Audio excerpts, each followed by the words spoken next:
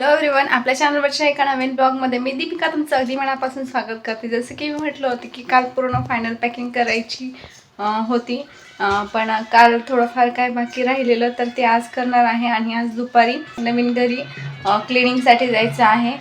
तर ब्लॉग शेवटपर्यंत कंटिन्यू करा आणि आवडल्यास लाईक शेअर आणि सबस्क्राईब करायला विसरू नका. आधुने कशी लिपस्टिक लावून घेतलेली आहे, तोंडाला हनुमान झाले तिच्या. आदूसाठी इथे अशी मटकीची भाजी बनवलेली आहे, ती शिजते. आता इकडे पीठ मळून घेतलेलं आहे. सकाळी भाकरी बनवल्या होत्या, त्यामुळे मग आदूसाठी आणि थोडंसं दुपारसाठी चपात्या बनवून ठेवलेल्या आहेत. आणि इकडे बघू शकता अजून सगळी कामे बाकी आहेत. इकडे भांडी, कपडे आणि हे आदूचा असा गोंधळ चाललेला आहे. काय करतेस तू? काय करतेस?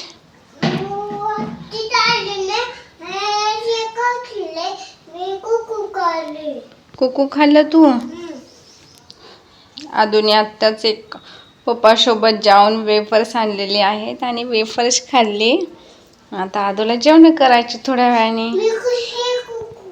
हो हो हो हो हो.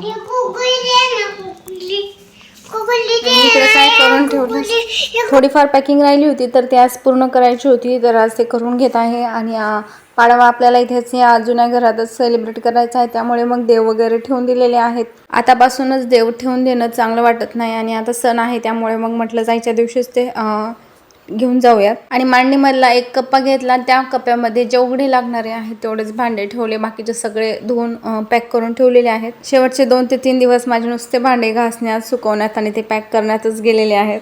तर आता इथली ही जी एक मांडणी आहे ती एक, आणि कांदे बटाट्याचं स्टँड जे आहे ते दोन्ही घासून स्वच्छ ठेवून देणार आहे.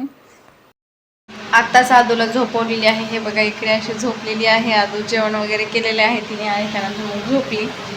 तर आता बाकीची पॅकिंग वगैरे करते आणि जे काही रॅक वगैरे काढलेला आहे, रिकामं केलेलं आहे, ते घासून काढते आणि पॅकिंगला चालू करते. आता रॅक आणि कांद्याचं स्टँड जे आहे ते घासून घेतलं होतं. आणि त्यानंतर मग इकडे आदूचे कपडे पॅक करायचे राहिले होते. आमच्या दोघांचे तर झाले होते, तर आदूचे ना खूप सारे कपडे होते, त्यामुळे मग डायरेक्टली इकडे एका पोत्यामध्येच घालून ठेवून दिले. आणि आमच्या तिघांचे पण जे चांगले जे कपडे आहेत ना, तर ते मी बॅगमध्ये घालून ठेवलेले आहेत. आणि बाकीचे जे डेली वेअर किंवा सिंपल जे आहेत ना, ते डायरेक्ट अशा पोत्यामध्ये घालून घेऊन जाणार. अशा प्रकारे आता इकडे कपड्यांची तर फायनल पॅकिंग झाली होती. एक 2 ड्रेसेस ठेवलेले होते वरती. मी काय साडी सुद्धा ठेवलेली नव्हती. आज नवीन घरी जायचं होतं क्लिनिंगसाठी, पण यांचा फोन आला अचानकच की मला आज टाइम नाही आहे, तर उद्या जाऊयात. पण दुसऱ्या दिवशी गुढीपाडवा होता, त्यामुळे मग म्हटलं की ठीक आहे जाऊया दुसऱ्या दिवशी. तर दुसऱ्या दिवशी त्यामुळे मग माझ्या साड्या वगैरे सगळ्या भरून ठेवल्या, कारण उद्या तर काही घालणं होणार नव्हती. आज दुपारी माझ्याकडे फ्री टाइम होता, त्यामुळे मग म्हटलं की इथलं किचन क्लीन करून घ्यावं. तर त्यासाठी आधी खिडक्या वगैरे पूर्ण क्लीन करून घेतल्या. खिडक्यांच्या फटीमध्ये ना खूप जास्त धूळ जाऊन बसते आणि माती सुद्धा, त्यामुळे मग आपण ही ट्रिक वापरू शकतो. तर आपल्याजवळ जो बलून फुगायचा पंप असतो ना, त्याने त्यावर प्रेशर दिलं ना, तर बरोबर सगळी त्यातली धूळ बाहेर निघते आणि क्लीन होऊन जातं. त्यानंतर किचनच्या टाईल्स घासून काढल्या. त्यासाठी एक मगमध्ये मी एक शॅम्पूची पुडी ओतली, थोडासा निरमा वगैरे टाकून नीट मिक्स करून घेतला. आणि नंतर आपले ताराच्या घासणीने नीट घासून घेतलं. किचन टाईल्स घासून झाल्याच्या नंतर गॅसची शेगडी जी आहे ती सुद्धा घासून घेतली. आणि ज्यावेळेस किचन काउंटर एकदम क्लीन आणि मोकळं वाटतं, आणि त्यावेळेस खूप भारी वाटतं. आता उन्हाळ्यामुळे पाण्याचा खूप शॉर्टेज असतो, त्यामुळे मग जेवढं पाणी आहे तेवढ्यामध्ये सगळं ॲडजस्ट करणं माझं चाललेलं होतं. तरी प्रत्येक वस्तू आणि भांडे जे काय आहे ते सगळे मी पूर्ण क्लीन करून घेतले, शिवाय पॅक केलेले नाहीयेत. तर आता इथे किचन काउंटर बघा किती मस्त स्वच्छ झालेलं आहे. थोडेफार भांडी होती ते सुद्धा लगेच धुवून घेतली आणि पूर्ण किचन काउंटर क्लीन केलं. आणि 2-4 दिवसांपासून आदूला बाहेर खेळण्यासाठीच आणलं होतं, त्यामुळे मग आदूला इकडे आज सायकल खेळायला आणली होती. आणि आदूला माझं मी खेळते म्हणून मागे लागली आणि बघा कशी सायकल चालवते. तिची सायकल थोडीशी जड आहे ना, त्यामुळे तिला आणखी एवढी हँडल होत नाही, पण ती खेळत होती पायाने. सरळ ये ना, गोल गोल नको फिरूस. इकडे या, इकडे या.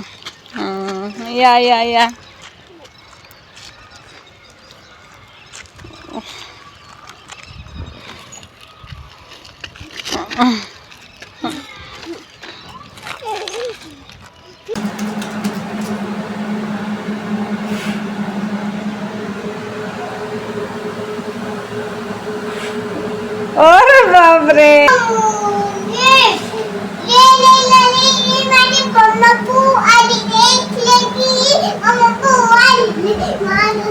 तर हा पाडव्याच्या आदल्या दिवशीचा व्हिडिओ आहे. तर हे आले आणि आम्ही जेवण वगैरे केले आणि अचानकच म्हणले की आपल्याला पुण्यामध्ये जायचं आहे.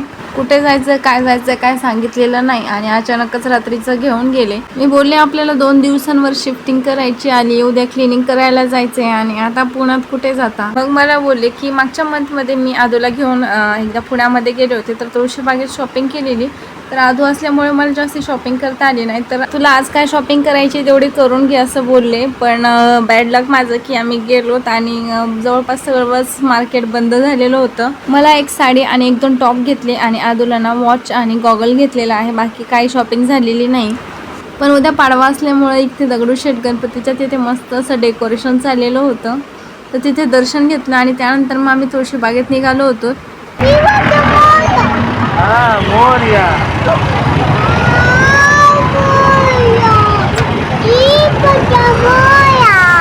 वाव मोरया, ये बता किती छान आहे, किती छान आहे ही.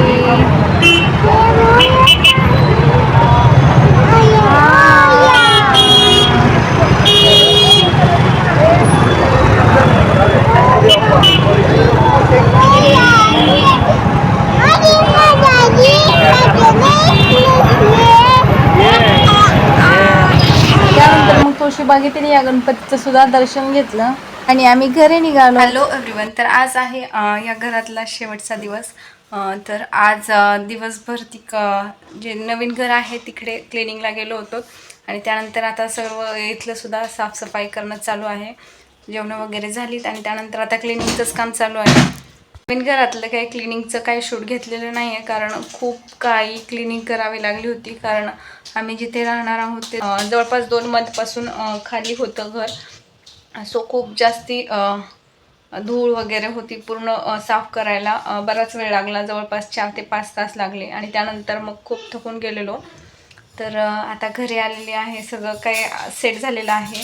इतके दिवस बॅग पॅक करताना वगैरे काही वाटत नव्हतं, पण आज कसं सगळंच पार आदूच्या इथल्या फोटोपासून इथले चार्टपर्यंत सर्वच काढून ठेवलेलं आहे. तर खूप असं काहीतरी घरामध्ये मिसिंग वाटतंय आणि त्यामुळेच असं खूप इमोशनल झाल्यासारखं झालंय की आता आदू झाल्यापासून इथे राहायला आलेलो आहोत. तर आता आदू 2.5 वर्षाची झालेली आहेत. 2.5 वर्ष इथे राहिलेलो आहे. खूप चांगल्या वाईट सुखदुःख ह्या घराने पाहिलेली आहेत. आता इथून पुढे त्या नवीन घरात सुद्धा खूप साऱ्या आपल्या मेमरीज क्रिएट होतील. नवीन घरी जायचं आपल्याला, नवीन घरात जायचं. इथं नाही थांबायचं, इथं नको. आपले दादा आहे ना इथं, तुझे फ्रेंड्स आहेत ना इथं. मग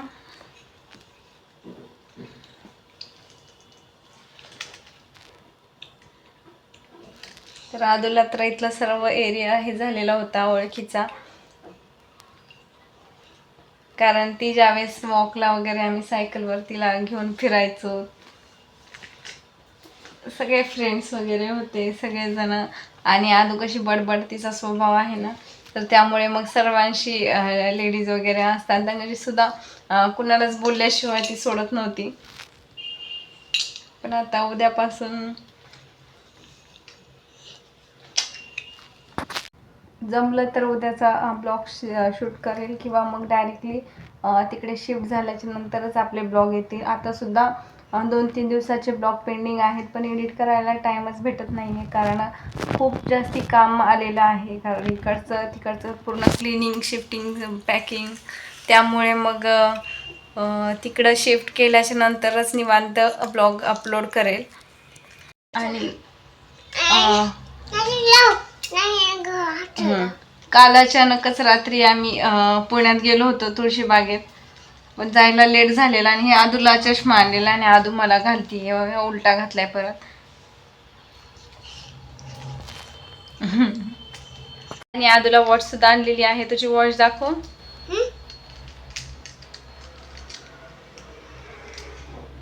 लाईट कशी लागली ना, थांब.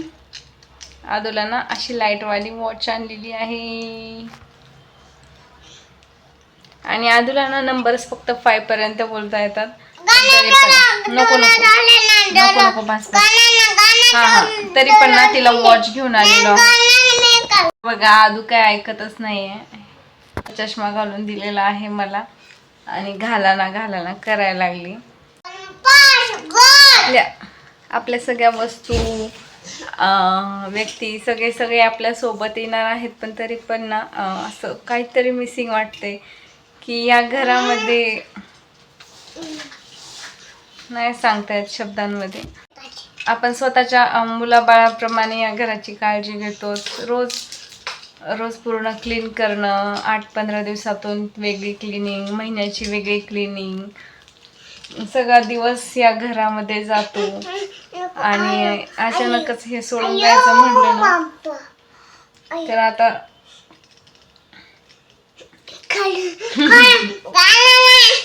ठीक आहे. तर आता आदूना खूप वैताग देतीये, तर व्हिडिओ इथे स्टॉप करते. जमलं तर उद्या शूट करेल, नाहीतर मग बाय बाय. भेटूया नेक्स्ट व्हिडिओमध्ये. व्हिडिओ कसा वाटला ते नक्की कमेंट करून सांगा. आवडल्यास लाईक, शेअर आणि सबस्क्राईब करायला विसरू नका. बाय करा. बाय.